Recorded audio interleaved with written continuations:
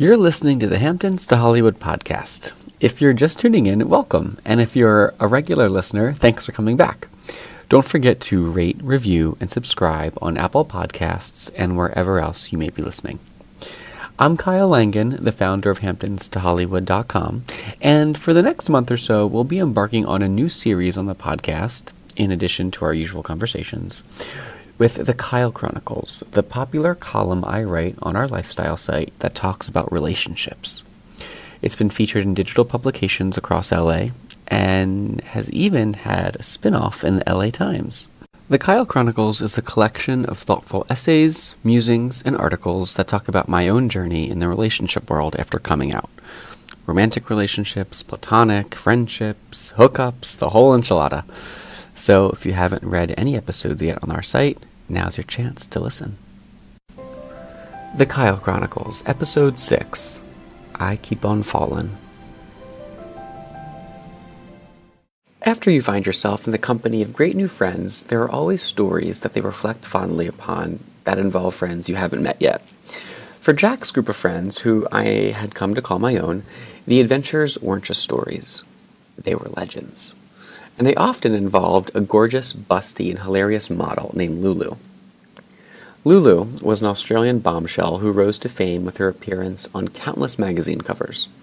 I had been regaled with wild stories from Jack as to her wild ways and their adventures together, and I was thrilled when I heard that she was coming to LA for a visit. I had just returned from the Hamptons after almost 3 weeks away, which gave me time to clear my head about the whole Jack situation. I asked him to dinner when I returned, and we laughed, ate, had a ball, and everything went back to business as usual, so to speak. The next morning was a Sunday, and Jack and Sam headed off to LAX to retrieve Lulu and her friend Alexandra, who was accompanying her to the States. I stayed behind, patiently awaiting their return, while flipping through Lulu's latest centerfold to read her newest column, 10 Ways to Please Your Man Without Using Your Hands. As soon as the girls walked in, they warmly greeted me with hugs and Australian chocolate. I felt like I was back in my study abroad days in Australia again, but this time something told me that the broads I'd be studying were going to give me the kind of education I never knew I wanted. Sunday Funday ensued, and before I knew it, I was 3 vodka sodas deep and basically making out with the Aussie babes I had met only a couple hours prior. The day raged on, turned to night, and Jack and I found ourselves in a nightclub in the heart of West Hollywood. He looked great. I looked great. We were really vibing. I found myself flirting with a chesty bar patron when Jack pulled my arm and told me we were leaving. I said goodbye to my then lady crush and headed for the door on the back patio to leave, only to find that the bouncer of the club was redirecting everyone back through the club so they could exit out the front door instead, for reasons that I will never understand. I was irritated, drunk, and in the heat of the moment was having a real issue with authority figures. Instead of quelling my rebellious attitude, I succumbed to it. The patio door to leave the club was carved into a 15-foot wall that led out into the parking lot. When the bouncer wasn't looking, I climbed atop a cocktail table and vaulted myself onto the top of the wall effortlessly, because apparently I had been working out. However, though my upper body skills were on point, my inebriation took control and I lost my balance, plummeting over the other side of the wall into the parking lot below. Everything went black. I woke up a few seconds, or was it minutes, later and shook myself to get my wits about me. As soon as I picked myself up to stand upright, I felt it. A severe shooting pain in my right foot. Drunkenly, I hobbled out of the parking lot and saw a text message from Jack as to his whereabouts. When I headed to his location, both he and Sam were lying in a deserted park, staring up at the night sky, having an existential moment with sprinklers shooting off all around them. If I hadn't been so drunk and in so much incredible pain, I would have thought that this scene was a beautiful one. But I was pretty sure my foot was broken, and I was pissed.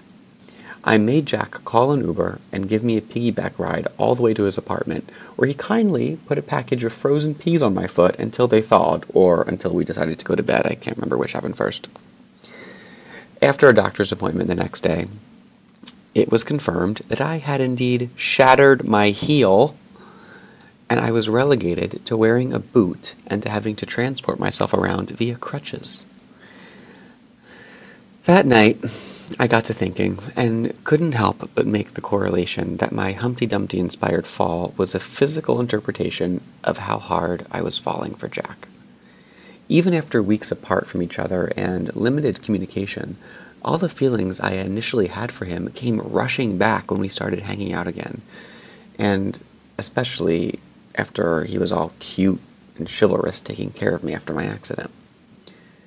I realized that aside from his looks and how much I enjoyed his company, he really was a good and genuine guy. Qualities that are hard enough to come by at all, in the dating world, but especially in LA. I didn't want to admit that I was falling in love with him, even to myself, because we hadn't even known each other a year yet. But maybe it took falling off the wall and breaking my heel to put things into perspective and make me see what was really going on inside my heart, what I was trying to hide from myself. Both falls were unexpected, happened quickly, but left an indelible impact on my mind, body, and heart. Sure, it might have been a cruel joke from fate to make me realize it in such a groundbreaking, or in this case, bone-breaking way. But maybe that's what the hard times in life are all about. They force us to see the things and deal with the things we normally wouldn't ever be ready to accept.